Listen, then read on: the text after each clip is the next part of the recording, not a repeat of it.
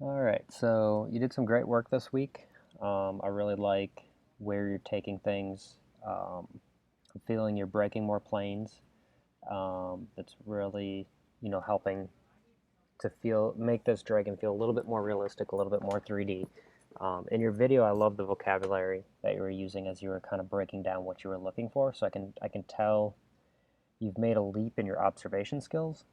Um, I want you to keep refining this as you can next month. I know you'll have another class, and you can always submit for more critiques. But the next kind of level of thing, sculpting, I want you to think about is varying your line weight. So as I'm looking through here, all your line weights are about the same. And what I mean by that is how a structure or how a line is kind of pinched or held, right? So if I look through here, this whole line is viewed as kind of the same. So what I would want to see is maybe an area that is kind of pinched more, and then from there it kind of smooths out. Maybe it picks back up, right? But you'll have these areas that are really sharp, and then you'll have areas that are a little bit more smooth. So just as I'm kind of looking at this, it's kind of a repetitive line weight going throughout your character, which will make it feel less organic as well. So even, through here, maybe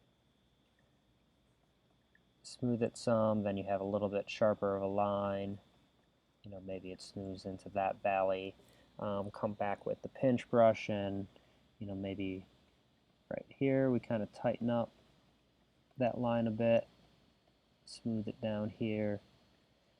So a lot of this type of work, pinch, smooth, Damien standard, trim dynamic as well, BTD, can help you vary that line weight. So just kind of breaking the plane right there so it takes the edge off that corner will help this feel more rounded. And then we could even use trim dynamic to start polishing towards that edge so it feels sharper here, right? So we broke the plane here and it's sharper right next to it. So as we zoom out, you'll be able to start to see, and we want to do more work in that area, but let me kind of scrub back. So everything feels very uniform there. And now as we add those details going back through the history, you'll see it start to feel more organic. So just kind of think about that, how you're varying line weights, right, throughout this. And it's going to be a lot of dam standard, pinch, smooth, trim dynamic.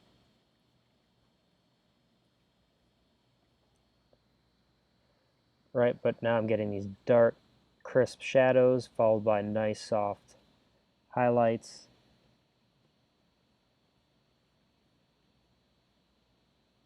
So soft, hard line, right? Soft line, hard line. So get those kind of contrasting each other.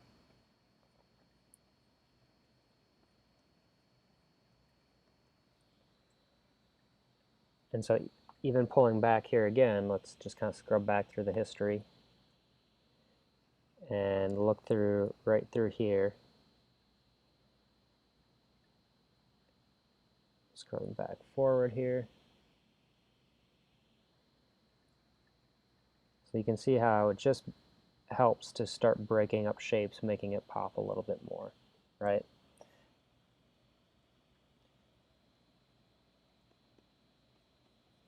So you might, if you still have some ability, yeah, you're only at 1.4 million, it looks like. Let's see.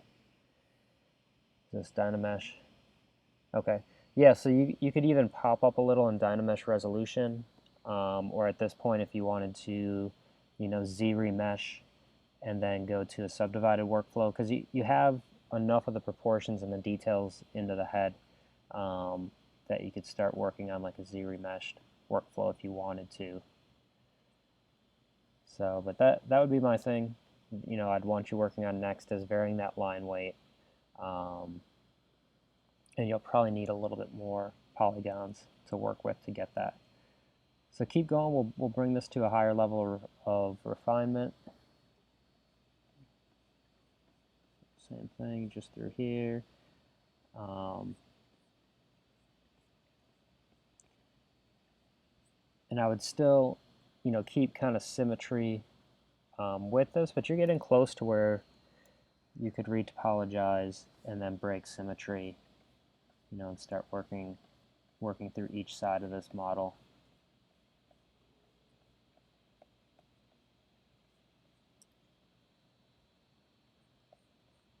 So yeah, good job. Keep it up. If you are working on it this month and you have any questions, don't hesitate to email me or just submit for a critique the way you've been submitting your milestones.